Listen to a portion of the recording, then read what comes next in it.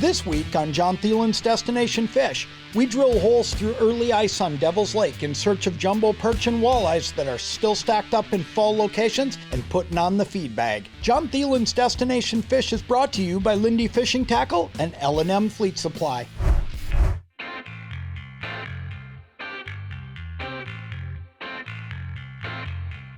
Oh, here we go. Look at that, turn around, mess around with other stuff. Look back, float's gone. I'll tell you what, there are fish all over under me right now. There's 3 or 4 of them here. And you know why that is? Just look at this. There is your first jumbo of the day. And this is gonna be a lot of fun today. There's a ton of fish down there right now. And I knew this was gonna be a perch, and I'll tell you why. When a whole bunch of them show up like that, that's usually not walleyes. That's usually a perch.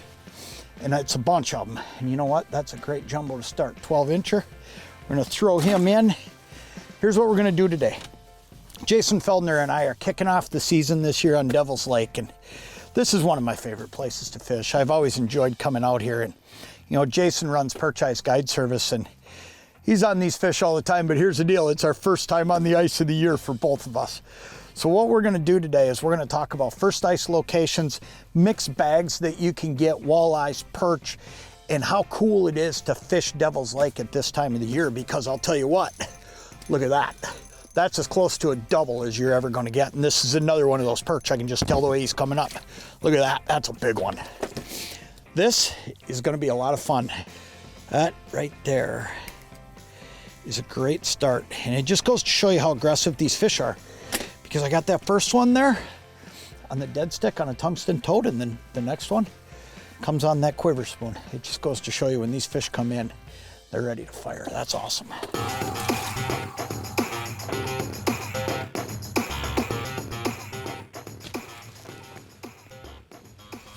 Oh, another one on the tungsten toad. Boy, I tell you, that dead stick, they're really liking that today. Tungsten toad, there's a decent fish. Boy, that one just inhaled it too. Holy cow. It's a nice walleye, 15, 16-incher. Nice fish. I'm gonna take that one home to dinner. Tell you what, I can hear Jason talking over there. He's catching them, and so am I. You know, part of what happens there is you just get those lulls, and then all of a sudden they come back in. And look at that jumbo. That is just awesome. And that's just a case of, you know what, 20 minutes, you start feeling like maybe I got to think about moving. But a lot of times, if you've identified a spot like this where these fish are just cruising through, you're better off just sitting, because that fish right there, they're just wandering this little area here. They're running around this flat, and they're just looking for something to eat, and they'll cycle away from you for a little while every now and then. But that quick, Jason gets one, I hear him over there catching that one, and as I'm listening to him over there, I look down and my float's going down. That's awesome. That's good stuff.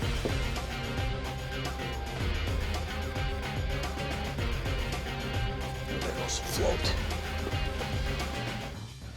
Oh yeah, right there. There's another one down there. There are a couple of them there. Let's see what we got here. There we go. Oh yeah, another big perch. Look at that. Holy smokes. That's an awesome fish. Look at that.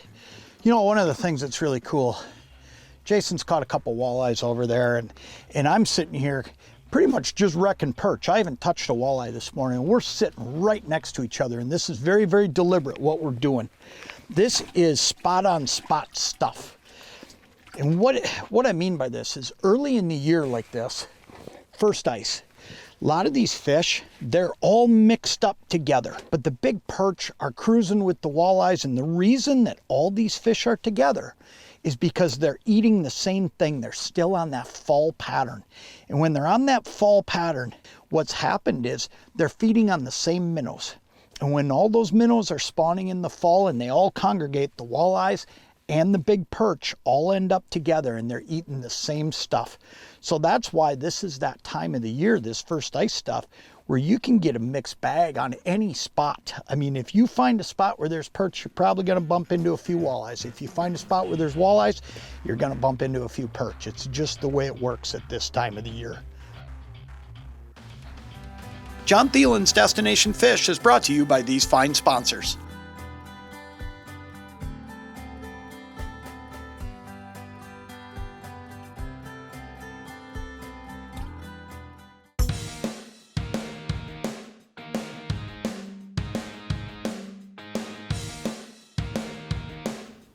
There's one. Oh, that one smoked it. I don't know if this is a walleye or a perch. It's hard to tell. Oh, it's a big perch. Holy schmoly. That one just came in and smoked it. Wow, that's a jumbo. Tell you what we're fishing today is, we're not really fishing much for structure.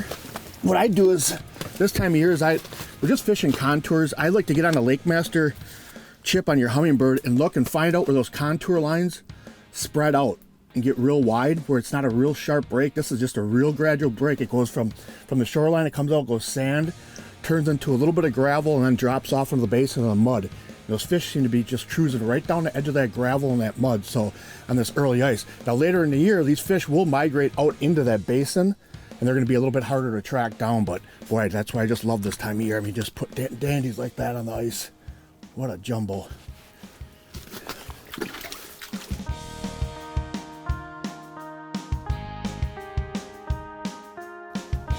You know, one of the things when you're dealing with this, one of these bites, it just seems like everything's harder. There he goes, he took it. Is you need to just have that patience to work your way through a pile of progressions.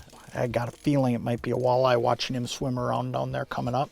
We'll see, otherwise he's a giant perch, I'll tell you that.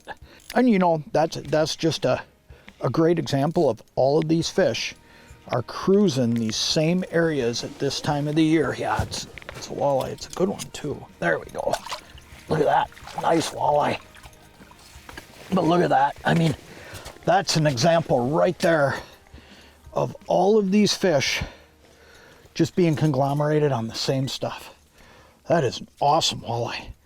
That is good stuff right there. Look at that. Ate that tungsten toad. And it just goes to show you, this is, and I'll tell you what, I'll show you what we're using here and explain a little bit of it, because there's a reason I was able to catch that walleye as well as these perch with this dead stick setup.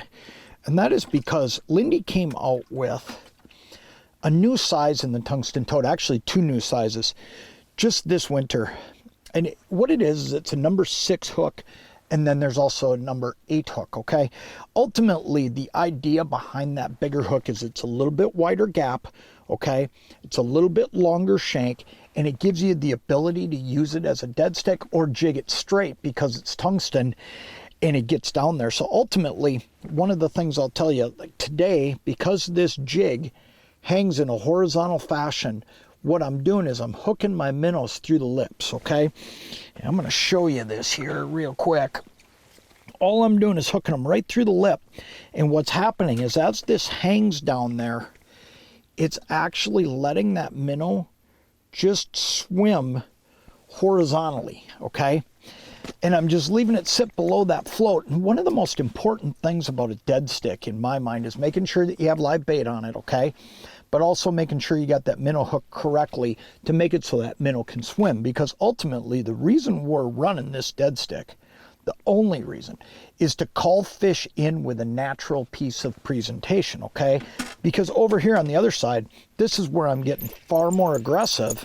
This is a 16th ounce quiver spoon just tipped with a minnow head. Over here, I'm working a bait that's much more aggressive. It's going to have this kind of fall to it. It's much more grab their attention, get them in here, and then talk them into biting. Where with that minnow, here's what happens. A lot of times you'll get perch running around on that dead stick. When I hook a perch, let's say I hook a perch on this quiver spoon, and I've gotten more of the perch today on the quiver spoon, but that minnow will keep that other, the remaining perch that I don't hook, it'll keep them in the neighborhood because that minnow's down there swimming around and they're going to stay in the area and give you a chance to get right back down there.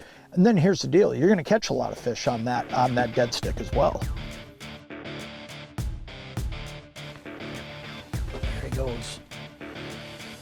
You just knew this fish was going to bite. I didn't even grab that jig stick just because you just knew this fish was going to bite it when I dropped it down. I mean, you could just see him reacting to it. It's amazing how these fish, especially in clear waters like we're on today, I mean, Devil's Lake is fairly clear. It's another good perch. They'll see that bait coming down, and when they see that bait coming down, they just wait for it and meet you part way up like that one did. Another great fish. I'll tell you what an awesome day this has been. I mean, and I shouldn't even say a day.